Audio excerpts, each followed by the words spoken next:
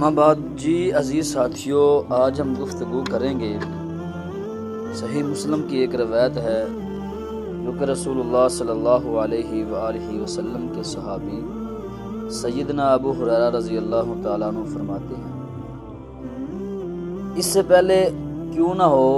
کہ آپ کو یہ بات بتا دوں کہ نماز ادا کرنے کی تو فضیلت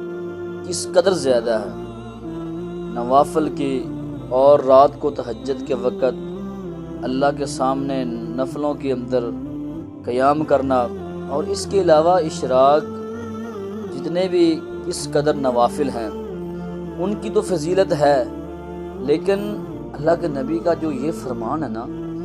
اس کے اندر کس قدر فل کشش ہے، اور کشش یہ بیان ہے۔ جناب ابو ہریرہ رضی اللہ تعالیٰ عنہ فرماتے ہیں، اللہ کے نبی نے فرمایا کہ جو شخص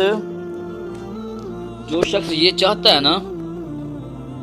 آپ نے فرمایا کہ جو بندہ اپنے گھر سے وضو کر کے مسجد کی طرف جاتا ہے نا، تو اللہ رب العالمین اس شخص کو کس قدر انعامات سے نوازتا ہے،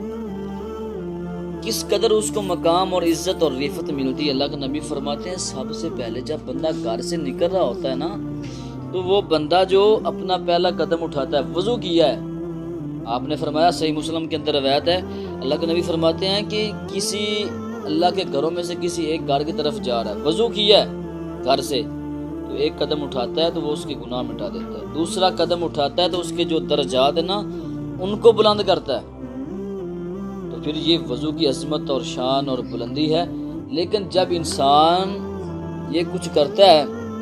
وضو کر کے اللہ کے گھر کی طرف جا رہا ہوتا ہے، جب بندہ انسان مسجد کے اندر بیٹھ جاتا ہے تو اندازہ لگائیے اللہ رب العالمین کس قدر انسان پر راضی اور خوش ہوتا ہے۔ حتیٰ کہ حدیث کے اندر آتا ہے کہ فرشتے اس کے حق میں دعا کرتے ہیں، اور دوسری حدیث کے اندر یہ الفاظ ملتے ہیں کہ جو بندہ مومن ہے نا، اس کی مثال کس قدر ہے، وہ یہ مثال ہے اس بندے کی جس طرح یہ مچھلی پانی کے اندر رہتی نا، پرسکون پر امن کے ساتھ، مومن کی مثال اسی طرح مسجد کے اندر بیٹھتا ہے، اور جس طرح مچھلی دریا سے باہر نہیں رہ سکتی، اسی طرح انسان جو مومن ہوتا ہے نا، وہ مسجد کے بغیر نہیں رہ سکتا۔ تو اس لیے عزیز ساتھیوں، یہ پرسکون والا جو ماحول ہے اور جس جگہ پر دل کو سرور ملتا ہے، وہی اللہ کا گھر ہے۔ جب بھی جائیں آپ، اپنی کوشش یہ ہونی چاہیے کہ نوافل کے لیے، فرائض کے لیے یا قرآن پاک کی تلاوت کے لیے کچھ ایسے نیک اعمال، مسجد کے اندر جائیں آپ، کوشش اپنے گھر سے وضو کیا ہو، تو قدم قدم پر اللہ رب العالمین انسان کو اجر عطا کرتا ہے اور گناہوں کو مٹا دیتا ہے۔ تو اس کے علاوہ ہمیں چاہیے